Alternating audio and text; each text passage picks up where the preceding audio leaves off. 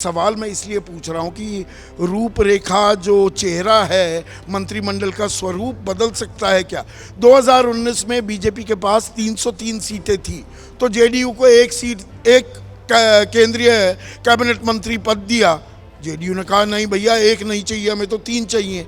वो भी हुआ पर तब वो कुछ कर नहीं पाई।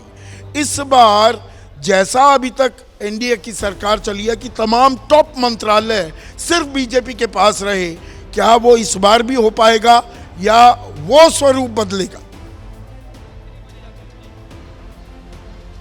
देखिए संदीप, अभी तक की जो कैबिनेट है वो बिल्कुल अलग थी, लेकिन आगे की जो कैबिनेट होगी वो बिल्कुल अलग होगी। क्योंकि अभी तक तो केवल 28 कैबिनेट थे और 28 कैबिनेट सब बीजेपी के थे।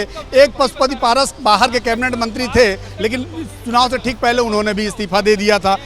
44 राज्य मंत्री थे, उसमें सिर्फ 2 ऐसे लोग थे जो बाहर यानी कि एनडीए के घटक दलों से थे। तो अभी की सरकार और आने वाली सरकार में जमीन आसमान का अंतर होगा। उसके पीछे का कारण सिर्फ ये है क्योंकि एनडीए में भारतीय जनता पार्टी का जो स्टेक है वो महज 240 सांसदों का है और 2 बड़े दल यानी कि जेडीयू और टीडीपी दोनों शामिल होने जा रहे हैं और दोनों बड़े मंत्रालय चाहेंगे। निश्चित रूप में दोनों अपना बड़ा स्टेक चाहेंगे इस सरकार में। इसके अलावा भी जो छोटे छोटे दल हैं, चाहे वो चिराग पासवान की पार्टी हो या दूसरी जो दल हैं, ये सब भी अपना स्टेक चाहेंगे कि सरकार में हो।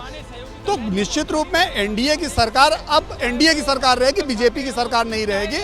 और कहीं ना कहीं भारतीय जनता पार्टी को इस बात के लिए समझौता करना पड़ेगा और कुछ बड़े मंत्रालय अपने घटक दलों के साथ शेयर करना पड़ेगा। अब ये स्वरूप क्या होता, कौन सा मंत्रालय किसके खाते में जाता है, वही तो लाख टके का सवाल है।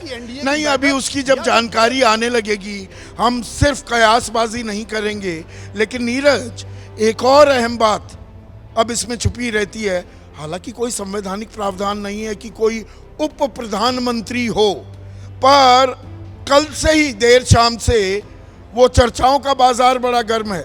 उप प्रधानमंत्री का पद भी क्रिएट किया जा सकता है क्या आने वाली सरकार में?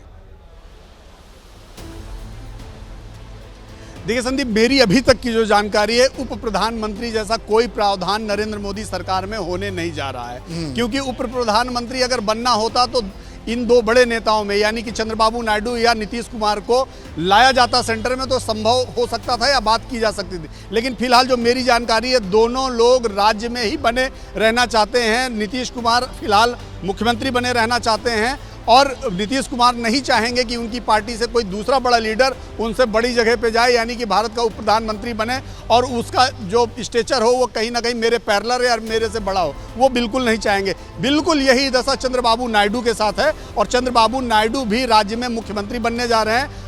और आपकी बात की नीरज यहाँ पर प्रोफेसर चंद्रचूड़ सिंह तस्दीक भी कर रहे हैं कि जो नीरज कह रहे हैं वो बिल्कुल सही है। जैसे ही घड़ी का काटा दोपहर 2:30 पे आए, बबीता जी का दिल सास बहू साजिश के लिए मचल जाए। और ये है इनकी बहू, पूरे दिन ऑफिस की टेंशन हो जाए गॉन जब ये करें अपना फेवरेट शो फ्री टाइम पे ऑन। इनकी तरह आप भी देखें अपना फेवरेट शो अपने टाइम पर और डाउनलोड कीजिए एबीपी लाइव ऐप अपने स्मार्ट टीवी पर।